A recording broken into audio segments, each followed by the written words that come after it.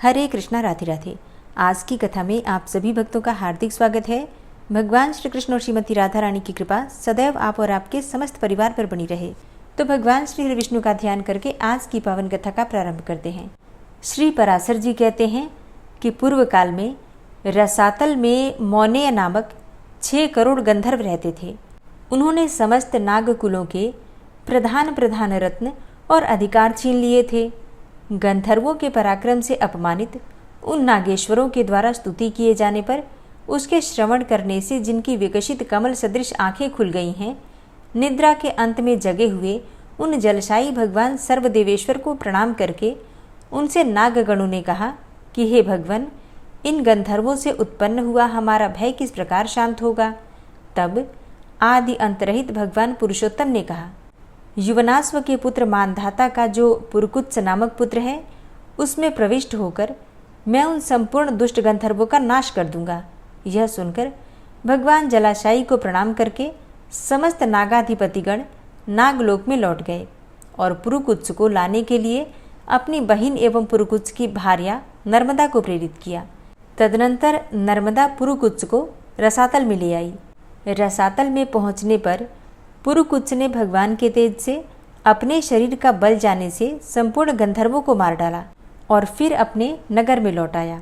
उस समय समस्त नागराजों ने नर्मदा को ये वर दिया कि जो कोई भी तेरा स्मरण करते हुए तेरा नाम लेगा, उसको सर्पविष से कोई भय नहीं होगा। इस विषय में यह श्लोक भी है। नर्मदा को प्रातःकाल नमस्कार है और रात्रि काल में भी नर्मदा को नमस्कार है। हे नर्मदे, तुमको बारंबार नमस्कार है। तुम मेरी विष और सर्प से रक्षा करो।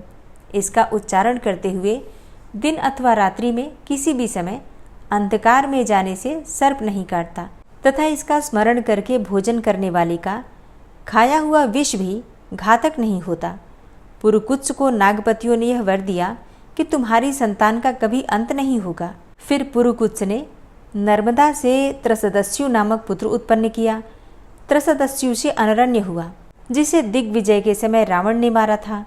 अनरण्य के पृषदश्व, पृषदश्व के हर्यश्व, हर्यश्व के हस्त, हस्त के सुमना और सुमना के त्रिधनवा, त्रिधनवा के त्रय्यारुणी और त्रय्यारुणी के सत्यव्रत नामक पुत्र हुआ, जो पीछे त्रिशंकु कहलाया। वह त्रिशंकु चांडाल हो गया था। एक बार 12 वर्ष तक अनावृष्टि रही। उस समय विश्वामित्र मुनि के स्त्री और बाल बच्चों के पोषण के लिए तथा अपनी चांडालता को छुड़ाने के लिए वह गंगा जी के तट पर एक वट वृक्ष पर प्रतिदिन मृग का मांस बांधाता था। अब इससे प्रसन्न होकर विश्वामित्र जी ने उसे सदेह ही स्वर्ग भेज दिया। सदेह अर्थात सशरीर। त्रिशंकु से हरिश्चंद्र, हरिश्चंद्र से रोहिताश्व और रोहिताश्व से हरित, हरित से चंचू, चंचू से विजय और वसुदेव, विजय से रुरुक, रुरुक से वृक का जन्म हुआ। वृक के बाहु नामक पुत्र हुआ, जो हई और तालजंग आदि क्षत्रियों से पराजित होकर अपनी गर्भवती पटरानी के सहित वन में चला गया था। पटरानी की सौत ने उसका गर्भ रोकने की इच्छा से उसे विष खिला दिया। उसके प्रभाव से उसका गर्भ 7 वर्ष तक गर्भाशय में ही रहा। फिर अंत में बाहु वृद्धावस्था के कारण औरव मुनि के आश्रम के समीप ही मर गया। तब उसकी पटरानी ने चिता बनाकर उस पर पति का शव स्थापित करके उसके साथ ही सती होने का निश्चय किया। उसी समय भूत, भविष्य और वर्तमान तीनों कालों को जानने वाले भगवान औरव ने अपने आश्रम से निकलकर उससे कहा, आई साध्वी, इस व्यर्थ दुराग्रह को छोड़ दे।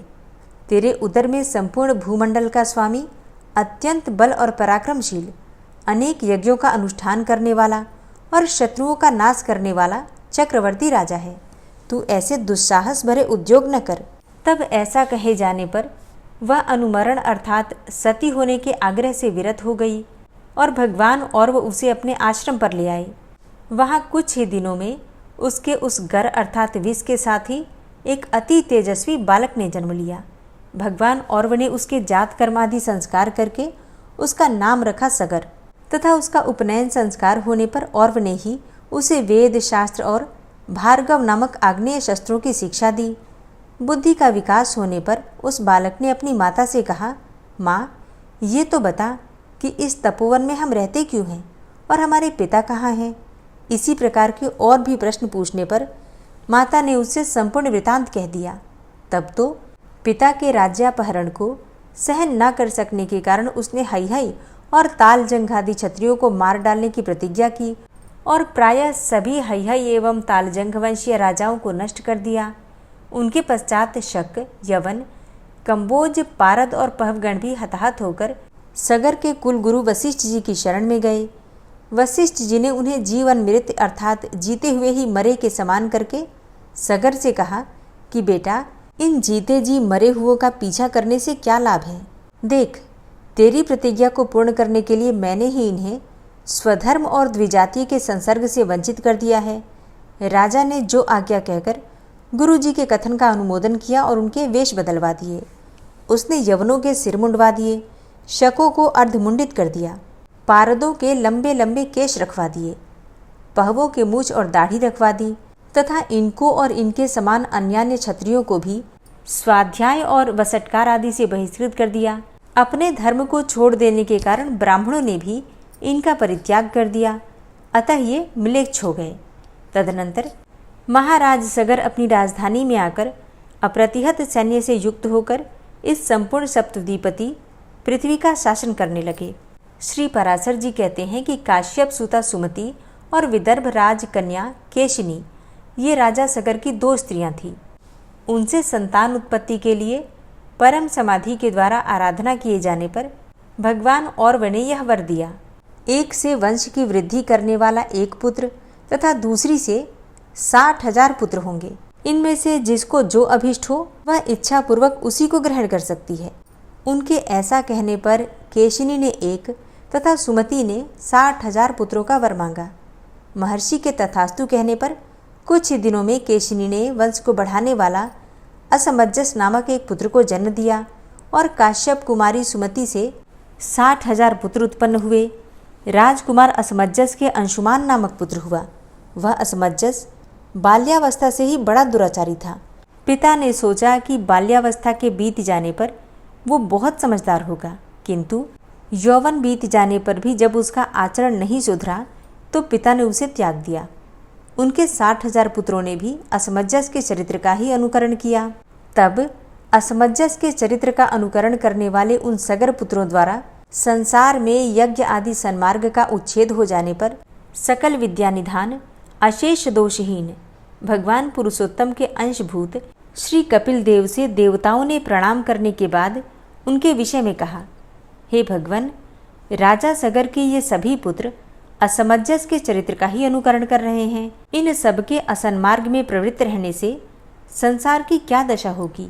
हे प्रभु, संसार में दीन जनों की रक्षा के लिए ही आपने यह शरीर ग्रहण किया है, अतः इस घोर आपत्ति से संसार की रक्षा कीजिए। यह सुनकर भगवान कपिल ने कहा कि ये सब थोड़े ही दिनों में नष्ट हो जाएंगे। इसी समय सगर ने अश्वमेध यज्ञ प्रारंभ किया। उसमें उनके पुत्रों द्वारा सुरक्षित घोड़े को कोई व्यक्ति चुराकर पृथ्वी में घुस गया। तब उस घोड़े के खुरों के चिन्हों का अनुसरण करते हुए उनके पुत्रों में से प्रत्येक ने 1-1 योजन पृथ्वी खोद डाली तथा पाताल में पहुंचकर उन राजकुमारों ने अपने घोड़े को फिरता हुआ देखा और फिर पास ही में मेघावरणहीन शरत काल के सूर्य के समान अपने तेज से संपूर्ण दिशाओं को प्रकाशित करते हुए घोड़े को चुराने वाले परमर्षि कपिल को सिर झुकाए बैठे देखा। तब तो वे दुरात्मा अपने अस्त्र और शस्त्रों को उठाकर, यही हमारा अपकारी और यज्ञ में विघ्न डालने वाला है, इस घोड़े को चुराने वाले को मारो मारो ऐसा चिल्लाते हुए उनकी ओर दौड़े। तब भगवान कपिल देव के कुछ आंख बदलकर देखते ही वे सब अपने ही शरीर से उत्पन्न हुए अग्नि में जलकर नष्ट हो गए। महाराज सगर को जब ये मालूम हुआ कि घोड़े का अनुसरण करने वाले उनके समस्त पुत्र महर्षि कपिल के तेज से दग्ध हो गए हैं, तो उन्होंने असमंजस के पुत्र अंशुमान को घोड़ा ले आने के लिए नियुक्त किया।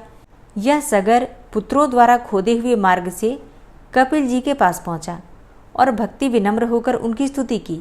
तब भगवान कपिल ने उससे कहा कि बेटा जा, इस घोड़े को ले जाकर अपने दादा को दे और तेरी जो इच्छा हो वही वर मांग। तेरा पौत्र गंगा जी को स्वर्ग से पृथ्वी पर लाएगा। इस पर अंशुमान ने यही कहा कि मुझे ऐसा वर दीजिए जो ब्रह्मदंड से आहत होकर मरे हुए मेरे अस्वर्ग पितृगण को स्वर्ग की प्राप्ति कराने वाला हो। ये सुनकर भगवान ने कहा कि मैं तुमसे पहले ही कह चुका हूँ कि तेरा पौत्र गंगा जी को स्वर्ग से पृथ्वी पर लाएगा। उनके जल से इनकी अस्थियों की भस्म का स्पर्श होते ही ये सब स्वर्ग को चले जाएंगे।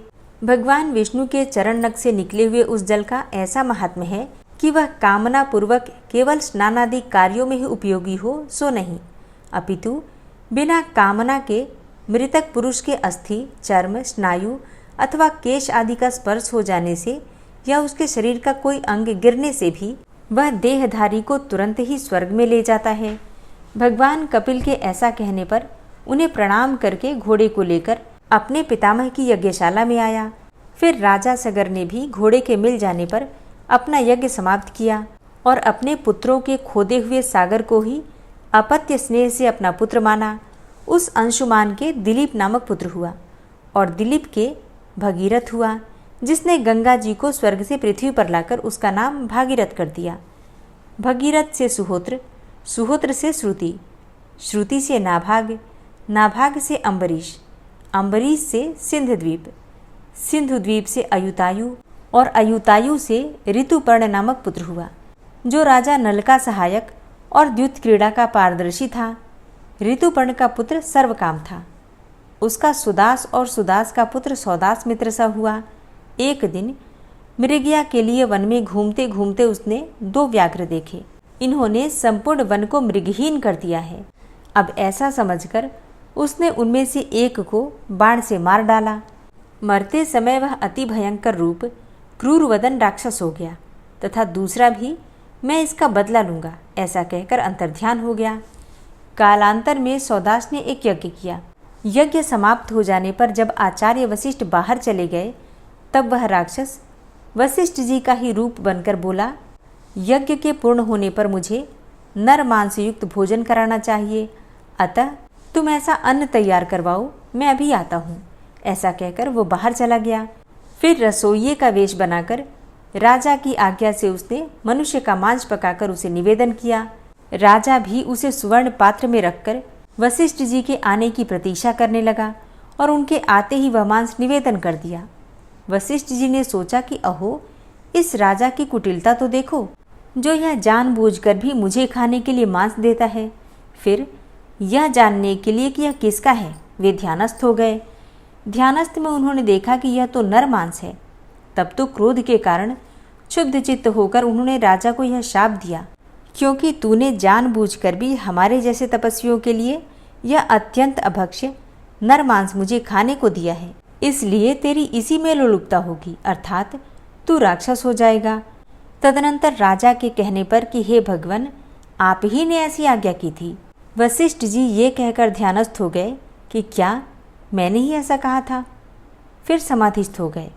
समाधि द्वारा यथार्थ बात जानकर उन्होंने राजा पर अनुग्रह करते हुए कहा कि तू अधिक दिन तक नर मांस का भोजन नहीं करेगा, केवल 12 वर्ष ही तुझे ऐसा करना होगा।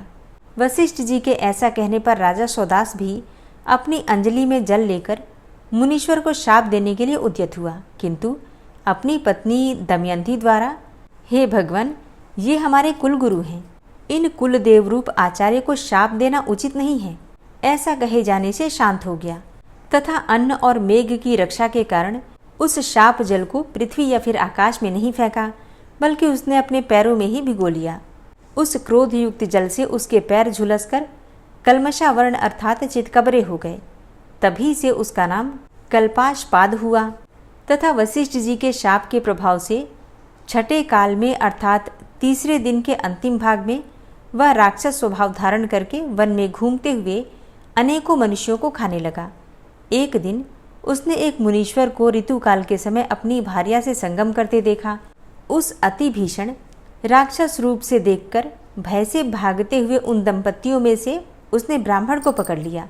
तब ब्राह्मणी ने उससे नाना प्रकार से प्रार्थना की और कहा कि हे राजन, प्रसन्न होइए, आप राक्षस नहीं हैं, बल्कि इक्ष्वाकु कुल तिलक महाराज मित्रसा हैं। आप स्त्री संयोग के सुख को जानने वाले हैं। मैं अतृप्त हूँ, मेरे पति को मारना आपको उचित नहीं है। इस प्रकार उसके नाना प्रकार से विलाप करने पर भी उसने उस ब्राह्मण को इस प्रकार भक्षण कर लिया जैसे बाघ अपने अभिमत पशु को वन में पकड़कर खा जाता है। तब ब्राह्मणी ने अत्यंत क्रोधित होकर राजा को शाप दिया, अरे तूने मेरे अतृप्त रहते हुए भी इस प्रकार से मेरे पति को खा लिया, इसलिए कामोपभोग में प्रवृत्त होते ही तेरा अंत हो जाएगा। इस प्रकार शाप देकर वह अग्नि में प्रविष्ट हो गई। तदनंतर 12 वर्ष के अंत में शाप मुक्त हो जाने पर एक दिन विषय कामना में प्रवृत्त होने पर रानी मदयंती ने उसे ब्राह्मणी के शाप का स्मरण करा दिया। तभी से राजा ने स्त्री संभोग त्याग दिया। बाद में पुत्रहीन राजा के कहने पर वशिष्ठ जी ने मदयंती का गर्भाधान किया, और जब उस गर्भ ने 7 वर्ष व्यतीत होने पर भी जन्म नहीं लिया तो देवी मदयंती ने उस पर पत्थर से प्रहार किया। इससे उसी समय पुत्र उत्पन्न हुआ और उसका नाम अश्मक हुआ। अश्मक से मूलक नामक पुत्र हुआ। जब परशुराम जी द्वारा यह पृथ्वी तल क्षत्रिय विहीन किया जा रहा था, उस समय उस मूलक की रक्षा वस्त्रहीना स्त्रियों ने घेर कर की थी। इससे उसे नारी कवच भी कहते हैं। मूलक के दशरथ, दशरथ के इल्विक, इलिविक के विश्वसह और विश्वसह के खटवांग नामक पुत्र हुआ, जिसने देवासुर संग्राम में देवताओं के प्रार्थना करने पर दैत्यों का वध किया था। इस प्रकार स्वर्ग में देवताओं का प्रिय करने से उनके द्वारा वर मांगने के लिए प्रेरित किए जाने पर उसने कहा कि यदि मुझे वर ग्रहण करना ही पड़ेगा तो आप लोग मेरी आयु बतलाइए। तब देवताओं के ये कहने पर कि तुम्हारी आयु केवल 1 मुहूर्त और रही है, वह देवताओं के दिए हुए एक अनारुद्ध गति विमान पर बैठकर बड़ी शीघ्रता से मर्त्यलोक में आया और कहने लगा कि यदि मुझे ब्राह्मणों की अपेक्षा कभी अपना आत्मा भी प्रियतर नहीं हुआ, यदि मैंने कभी स्वधर्म का उल्लंघन नहीं किया और संपूर्ण देव, मनुष्य, पशु, पक्षी और वृक्ष आदि में श्री अच्युत के अतिरिक्त मेरी अन्य दृष्टि नहीं हुई, तो मैं निर्विघ्नतापूर्वक उन्मुनि जनवंदित प्रभु को प्राप्त हूँ।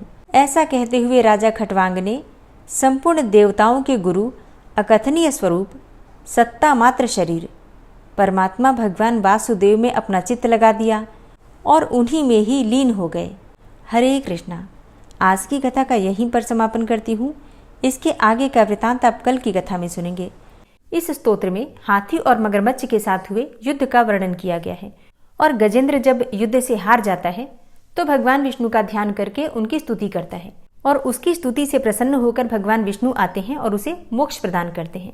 और इस पाठ को करते समय अगर हम अपने मन में ये भावना रखें कि हे श्री हरि विष्णु, जिस प्रकार से गजेंद्र को परेशानी से आपने बाहर निकाला, उसी प्रकार से हमें भी हमारी परेशानियों से बाहर निकालिए, तो निश्चित ही भगवान विष्णु हमारी मदद करते हैं।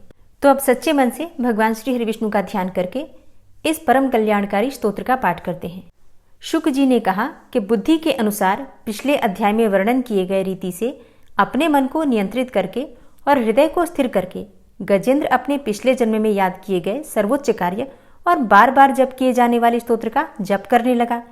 गजेंद्र ने मन ही मन श्री हरि को ध्यान करते हुए कहा कि जिनके प्रवेश करने से शरीर और मस्तिष्क चेतन की तरह व्यवहार करने लगते हैं, ओम द्वारा लक्षित और पूरे शरीर में प्रकृति और पुरुष के रूप में प्रवेश करने वाले उस सर्वशक्तिमान देवता का मैं मन ही मन स्मरण करता हूँ, जिनके सहारे ये पूरा संसार टिका हुआ है और जिनसे ये सारा संसार अवतरित हुआ है, जिन्होंने प्रकृति की रचना की है और जो खुद उसके रूप में ही प्रकट है, लेकिन उसके बावजूद भी वो इस पूरी दुनिया में सर्वोपरि और श्रेष्ठ हैं।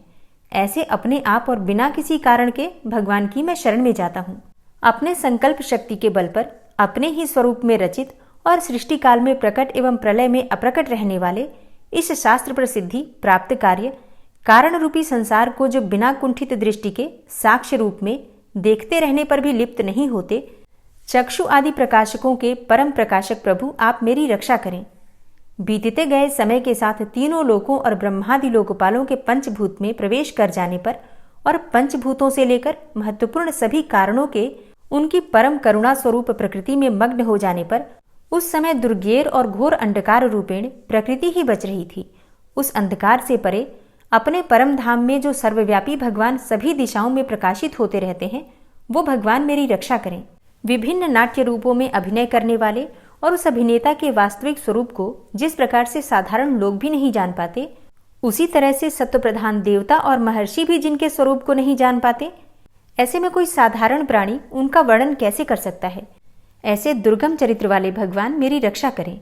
अनेकों शक्ति से मुक्त, सभी प्राणियों को आत्मबुद्धि प्रदान करने वाले, सबके बिना कारण हित और अतिशय साधु स्वभाव ऋषि मुनिजन, जिनके परम स्वरूप को देखने की इच्छा के साथ वन में रहकर अखंड ब्रह्मचर्य, तमाम अलौकिक व्रतों को नियमों के अनुसार पालन करते हैं, ऐसे प्रभु ही मेरी गति है। वह जिनका हमारी तरह न तो जन्म होता है और न जिनके द्वारा अहंकार प्रेरित कर्म ही होते हैं, जिनके निर्गुण स्वरूप का न तो कोई नाम है और न रूप ही है, फिर भी समय के अनुसार जगत की सृष्टि एवं प्रलय के लिए स्वेच्छा से जन्म आदि को स्वीकार करते हैं, उन अनंत शक्ति संपन्न परम ब्रह्म परमेश्वर को नमस्कार है। उन प्राकृत, आकार रहित एवं अनेकों आकार वाले अद्भुत कर्मा भगवान को बारंबार नमस्कार है। स्वयं प्रकाशित सभी साक्ष्य परमेश्वर को मेरा शत शत नमन है। वैसे देव जो मन, वाणी और चित्तवृत्तियों से परे हैं, उन्हें मेरा बारंबार नमस्कार है। विवेक से परिपूर्ण, पुरुष के द्वारा सभी सत्व गुणों से परिपूर्ण, निवृत्ति धर्म के आचरण से मिलने योग्य और मोक्ष सुख की अनुभूति रूपी भगवान को मेरा नमस्कार है। सत्व गुण को स्वीकार करके शांत, रजोगुण को स्वीकार करके घोर एवं तमोगुण को स्वीकार करके मूढ़ से प्रतीत होने वाले भेद रहित, अतएव सदा समभाव से स्थित ज्ञानघन प्रभु को मेरा नमस्कार है। शरीर, इंद्रिय आदि के समुदाय रूप संपूर्ण पिंडों के ज्ञाता, सबके स्वामी एवं साक्षी रूप प्रभु को मेरा नमस्कार है। सबके अंतर्यामी, प्रकृति के भी परम कारण किंतु स्वयं कारण रहित प्रभु को नमस्कार है। संपूर्ण इंद्रियों एवं उनके विषयों के ज्ञाता, समस्त प्रतीतियों के कारण रूप, संपूर्ण जड़ प्रपंच एवं सबकी मूलभूता अविद्या के द्वारा सूचित होने वाले तथा संपूर्ण विषयों में अविद्या रूप से भासने वाले प्रभु को मेरा नमस्कार है। सबके कारण किंतु स्वयं कारण रहित तथा कारण होने पर भी परिणाम रहित होने के कारण अन्य कारणों से विलक्षण कारण आपको बारंबार नमस्कार है। संपूर्ण वेदों एवं शास्त्रों के परम तात्पर्य, मोक्ष रूप एवं श्रेष्ठ पुरुषों की परम गति भगवान को नमस्कार है।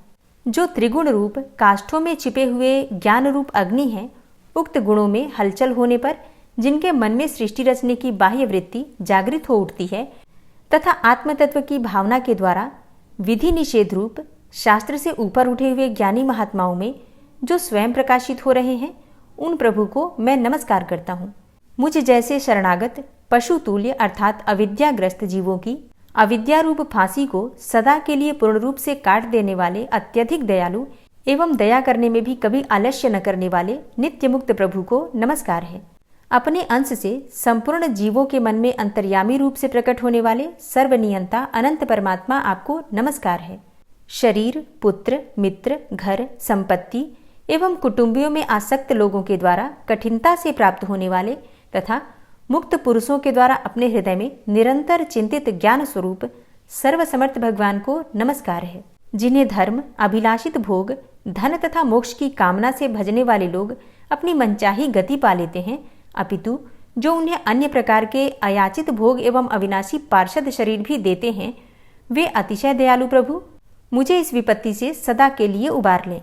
जिनके अनन्य भक्त जो वस्तुतः एकमात्र उन भगवान के ही शरण हैं, धर्म, अर्थ आदि किसी भी पदार्थ को नहीं चाहते, अपितु उन्हीं के परम मंगलमय एवं अत्यंत विलक्षण चरित्रों का गान करते हुए आनंद के समुद्र में गोते लगाते रहते हैं, उन अविनाशी, सर्वव्यापक, सर्वश्रेष्ठ ब्रह्मादि के भी नियामक, अभक्तों के लिए प्रकट होने पर भी भक्ति योग द्वारा प्राप्त करने योग्य, अत्यंत निकट होने पर भी माया के आवरण के कारण अत्यंत दूर प्रतीत होने वाले, इंद्रियों के द्वारा अगम्य तथा अत्यंत दुर्विज्ञेय, अंतरहित किंतु सबके आदि कारण एवं सब ओर से परिपूर्ण उन भगवान की मैं स्तुति करता हूँ।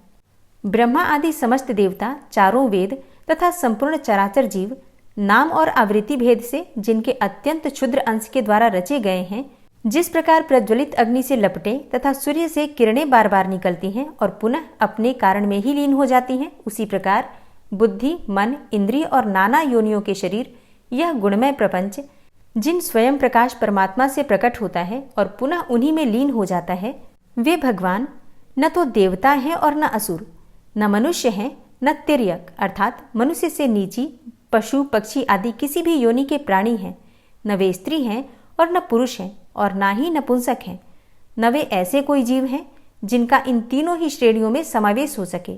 न वे गुण हैं, न कर्म है, न कार्य है और न तो कारण ही है।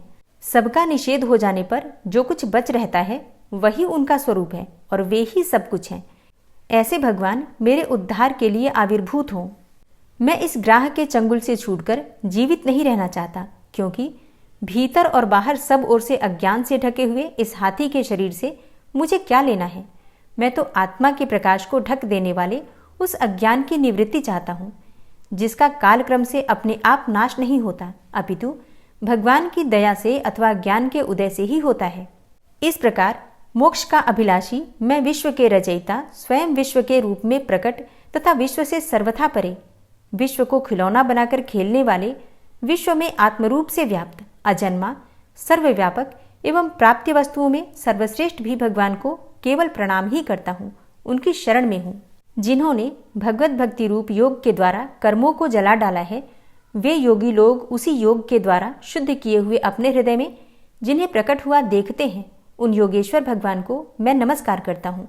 जिनकी त्रिगुणात्मक अर्थात सत्व रज तम रूप शक्तियों का राग रूप वेग असह्य है, जो संपूर्ण इंद्रियों के विषय रूप में प्रतीत हो रहे हैं, तथापि जिनकी इंद्रियां विषयों में ही रची पची रहती हैं, ऐसे लोगों को जिनका मार्ग भी मिलना असंभव है, उन शरणागत रक्षक एवं अपार शक्तिशाली आपको बार बार नमस्कार है। जिनकी अविद्या नामक शक्ति के कार्यरूप अहंकार से ढके हुए अपने स्वरूप को यह जीव जान नहीं पाता, उन अपार महिमा वाले भगवान की मैं शरण में आया हूँ।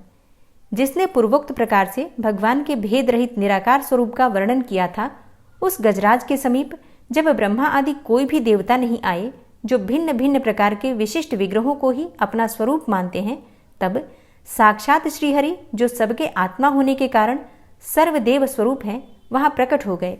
गजराज को उस प्रकार से दुखी देखकर तथा उसके द्वारा पड़ी हुई स्तुति को सुनकर सुदर्शन चक्रधारी जगदाधार भगवान इच्छानुरूप वेग वाले गरुड़ जी की पीठ पर सवार होकर स्तवन करते हुए देवताओं के साथ तत्काल उस स्थान पर पहुंच गए जहां पर वह हाथी था। सरोवर के भीतर महाबली ग्रह के द्वारा पकड़े जाकर दुखी हुए उस हाथी ने आकाश में गरुड़ की पीठ पर सवार चक्र उठाए भगवान श्री हरि को देखकर अपनी सूंड को, जिसमें उसने पूजा के लिए कमल का एक फूल ले रखा था, ऊपर उठाया और बड़ी ही कठिनाई से सर्वपूज्य भगवान नारायण आपको नमस्कार है, यह वाक्य कहा। उसे पीड़ित देखकर अजन्मा श्रीहरि एकाएक गरुड़ को छोड़कर नीचे झील पर उतर आए। वे दया से प्रेरित होकर ग्राह सहित उस गजराज को तत्काल झील से बाहर निकाल लाए और देवताओं के देखते ही देखते चक्र से मुंह चीरकर उसके चंगुल से हाथी को उबार लिया। गजेंद्र मोक्ष स्तोत्र संपूर्ण हुआ। और अब बड़े ही प्रेम से भक्ति भाव से जयकारा लगाइए, भगवान श्री हरि विष्णु की जय। वीडियो को अंत तक देखने के लिए आप सभी भक्तों का बहुत बहुत आभार। वीडियो पसंद आई है तो वीडियो को लाइक ज़रूर किया कीजिए, संभव हो तो वीडियो को शेयर भी किया कीजिए। और हाँ, कमेंट बॉक्स में राधे राधे ज़रूर लिखा कीजिए, इससे आपको सकारात्मक ऊर्जा की प्राप्ति होती है। और चैनल पर पहली बार आए हैं, अगर अभी तक आपने चैनल को सब्सक्राइब नहीं किया है तो आज की वीडियो अगर आपको अच्छी लगे तो चैनल को सब्सक्राइब करके बेल आइकन को ज़रूर प्रेस कर लीजिए। इससे ये होगा कि इस चैनल पर जो नई वीडियो अपलोड होंगी उनकी नोटिफिकेशन आपको सही समय पर प्राप्त होगी। मिलती हूँ मैं आपसे अगली वीडियो में, तब तक के लिए जय श्री राधे।